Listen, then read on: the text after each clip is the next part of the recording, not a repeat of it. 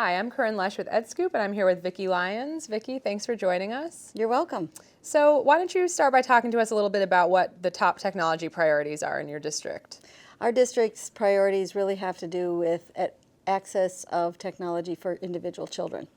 And we've been spending the last 5 years readying ourselves for that, moving into more of an individualized learning environment. That's one of our main areas, and we're making progress on that. And then we also have initiatives really around building relationships as well as engaging kids in learning. So the relationship building part comes our role in terms of using technology, or what are those tools that we can use to enhance that. So those are really kind of our basic pieces that we do. And anything that you've been really excited about that's been rolled out in the past year or so? Yes, in fact, we do have. We had our middle schools, all three of them 3 years ago, went to a one-to-one environment with iPads. And in the last 3 years, we spent a lot of time with instructional strategies and with really looking at instruction. And one of our schools just was named an Apple Distinguished School. Wow. So we were very proud of that.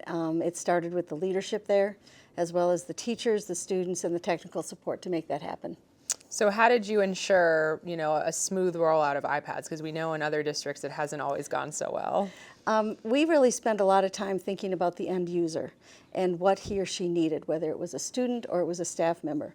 And so we found a robust mobile device management system called Casper from a company called Jamf.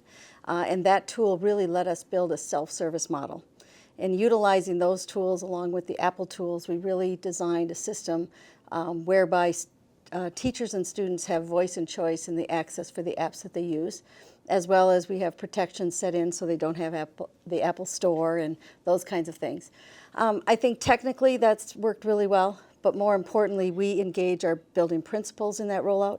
We engage the teachers as well as the library, as well as the parents and the students. And so all of those stakeholders together really make for a really good system that's now in place that they can use every day. And have you seen any sort of concrete results from deploying that initiative?